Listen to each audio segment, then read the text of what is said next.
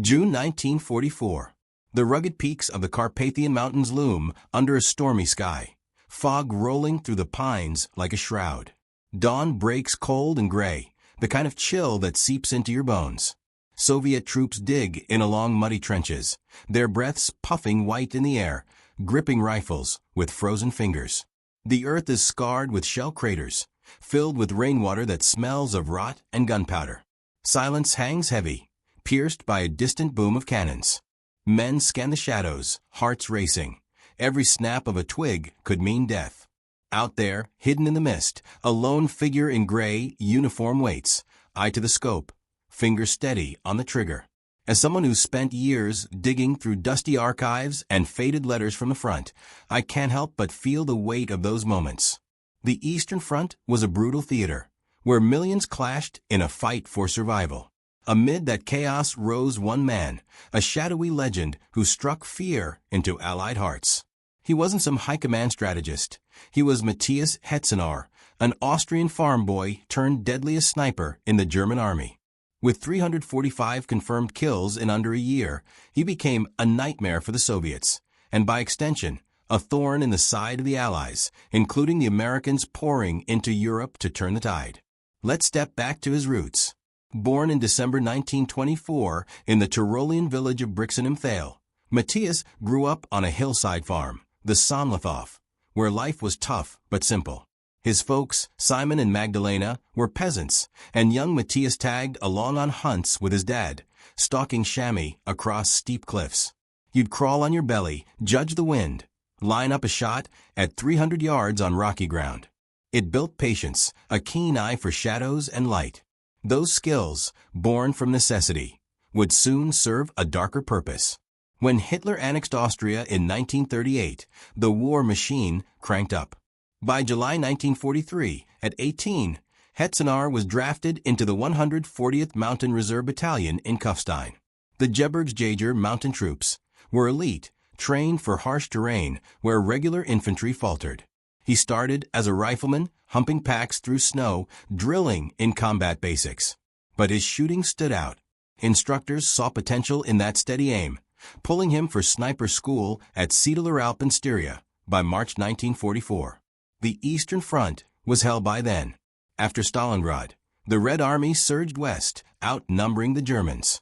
Snipers became key, disrupting advances, picking off officers, crumbling morale. Without massive firepower, one man could halt a platoon, force enemies to hug the dirt. Training was grueling. Camouflage drills with burlap ghillies, hours spotting glints through binoculars. Estimate range by eye, wind, drop, even earth spin for long shots. Positions varied, prone in mud, kneeling behind ruins. Mental toughness mattered most. Wait days in the cold, ignore the bugs, strike once, then ghost away. His gear was top-notch German craft. The Karabiner 98K sniper model. Mauser action, heavy barrel. Zeiss ZF-42-6X scope turning distant foes crystal clear. 7.92 mm rounds. Ball for soft targets, AP for cover. He favored the bolt action for reliability in muck. Semis, like the Gur 43, were backups for close scraps. As he said later, snipers don't need rapid fire. One shot does it. In freezing temps, when oil gummed up, it held up better than some Allied pieces. Those Soviet Mosins were rugged too. July 1944 saw him join the 7th Company, 144th Gebirgsjäger Regiment, 3rd Mountain Division, straight into the Carpathians. Mountains played to his strengths. High perches, thick woods for hides. Kills racked up fast, each verified by an officer. Unofficial count, probably higher in the frenzy. Think of a crisp autumn day near Dukla Pass, Slovakia. Hetzenauer slips out at night, digs a hide, covers it with branches. Sunrise reveals a Soviet patrol, 8 guys on a ridge. Scope on the officer.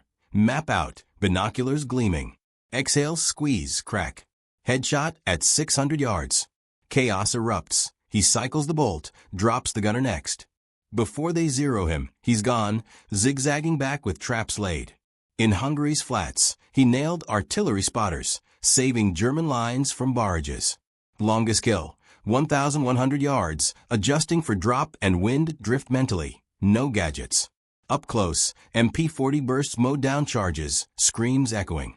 On November 6th, shrapnel hit his head near a village, wound badge earned, back after weeks in hospital. By December, sniper's badge in gold for his tally. The mind games were vicious. Soviets dreaded the unseen killer. Patrols froze, officers ditched badges. Captured diaries chill. Death strikes from air, one laugh, then blood in the snow. For Germans, he was a hero, boosting spirits. But the loneliness? Watching lives end through glass, isolated, it scarred deep. He spoke little of it later. Stack him against others.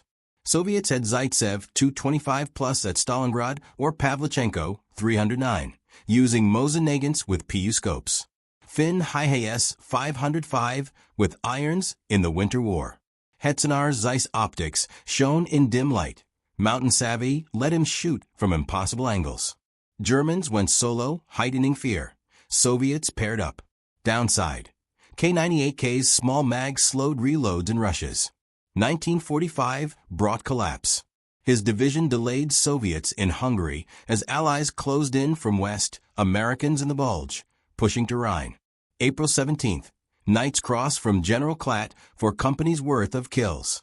Iron Crosses before that. But May surrender came. Captured. 5 Gulag years wasted him to skin and bone.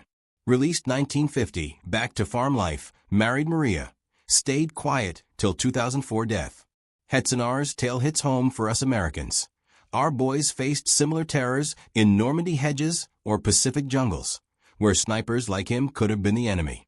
He topped German lists over Allerberger's 257, showing how one skilled hunter shifted battles. It's not about glory. It's the human side of war's grind, the fear he instilled in allies fighting for freedom. In a world remembering D-Day heroes, his story warns of the shadows that tested them. The mountains fade, but the lessons endure. As we look back at these moments of history, I want you to know that you're not just viewers, you're family. Every story I bring to you, every piece of history we explore together, is for you. If you enjoyed this journey, please hit that like button, subscribe to join our family, and leave a comment to share your thoughts.